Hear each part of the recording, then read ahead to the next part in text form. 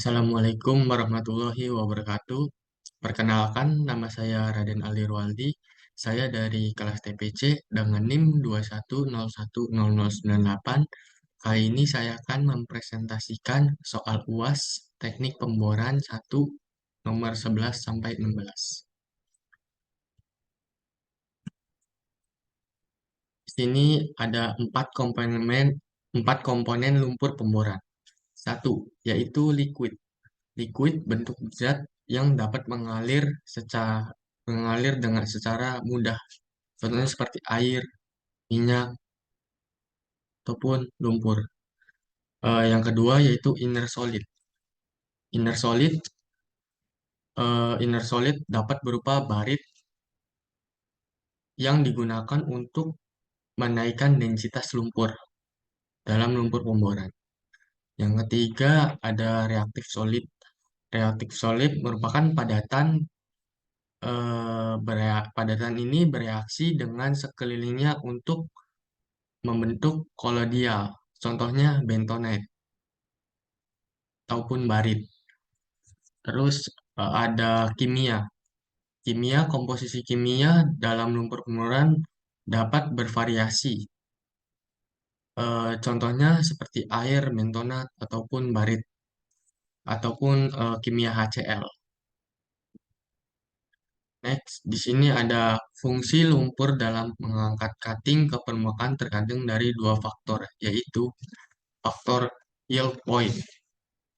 Faktor yield point adalah sangat penting dalam pemboran karena ini merupakan titik awal di mana batuan mulai mengalami perubahan permanen dan dapat mempengaruhi kemampuan untuk mencapai kedalaman yang diinginkan. Yang kedua ada plastik viskositas.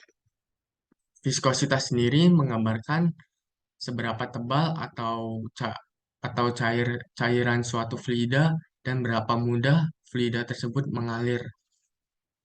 Next, yaitu ada mud cake yang terbentuk dalam lubang bor tidak boleh terlalu tebal. Sebutkan dua cara untuk memperbaiki sifat wall building pada lumpur pemboran. Di sini terdapat dua, yaitu menggunakan zat aditif yang termasuk di dalam zat aditif yaitu bentonite. Contohnya seperti barit. Bentonite merupakan aditif multiguna yang membantu memperbaiki sifat wall building pada lumpur pemboran. Yang kedua yaitu mengatur tekanan hidrostatis dan lubang bor. Tekanan hidrostatis adalah tekanan yang timbul pada fluida cairan atau gas dalam wadah tertutup atau pada sistem tertutup akibat berat fluida di atasnya. Tekanan ini bergantung pada kedalaman fluida dan berat jenis fluida itu sendiri. Dan yang ketiga yaitu ada lubang bor. Sifat building bisa diperbaiki dengan mengatur lubang bor tersebut. Di sini ada pengenalan penilaian formasi berikut ini. Yang pertama adalah wireline logging. Yang dimasuk wireline logging adalah eh, teknik pengukuran dan pencatatan data yang dilakukan di dalam sumur menggunakan peralatan khusus yang disebut wireline atau stackline.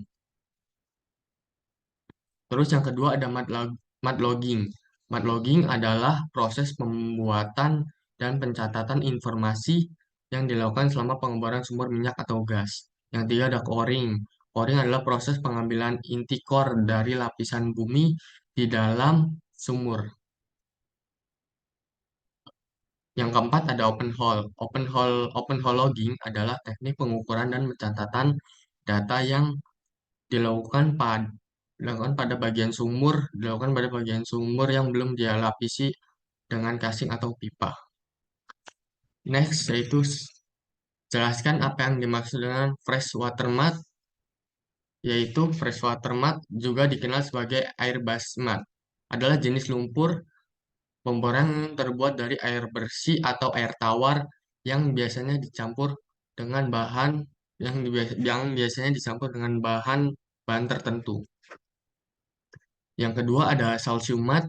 Salsiumat adalah istilah yang digunakan dalam industri perminyakan dan pengeboran untuk merujuk pada cairan pengeboran atau lumpur pengeboran yang mengandung kalsium atau senyawa-senyawa kalsium. Yang ketiga ada oil basmat. Oil basmat juga dikenal sebagai lumpur berbasis minyak. Adalah jenis lumpur pengeboran yang bahannya dasarnya adalah minyak atau minyak mentah. Yang keempat adalah gaseous drilling mud. Gaseous drilling mud ini bahannya seperti gas alam ataupun yang lainnya. Yang di sini ada sebutkan dua fungsi utama dari production casing. Yang pertama itu memisahkan lapisan yang mengandung gas, oil, and water. Fungsi utamanya adalah eh, melindungi dan memisahkan lapisan bumi yang berisi minyak, gas, dan air serta mencegah kontaminasi antara lapisan-lapisan tersebut. Yang kedua adalah eh, melindungi alat-alat produksi. Produksi casing adalah lapisan pipa logam yang di dalam sumur minyak atas gas atau melindungi dan mempertahankan integritas sumur serta peralatan produksi di dalamnya. Peralatan produksi di dalamnya seperti wellhead ataupun yang lainnya.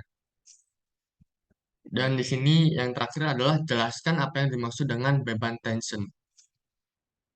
Beban tension adalah dalam konteks industri perminyakan merujuk pada kekuatan tarik atau beban yang diberikan pada sebuah struktur atau peralatan. Beban tension dapat merujuk pada gaya tarik yang diberikan pada tali pengangkat atau kabel yang digunakan untuk mengangkat dan menurunkan material di atas permukaan air atau dasar laut. Yang kedua ada beban kolaps. Beban kolaps bisa merujuk pada tekanan lingkungan eksternal bekerja pada tubing atau casing sumur sehingga mengancam integritas dan keamanannya. Yang ketiga ada plug back cementing. Plug back cementing adalah proses di mana semen dimasukkan atau disuntikan ke dalam sumur minyak atau gas dengan tujuan untuk mengisolasi lapisan tertentu bagian dari sumur tersebut. Sekian presentasi dari saya, selebihnya mohon maaf. Jika ada kesalahan, mohon maaf. Wassalamualaikum warahmatullahi wabarakatuh.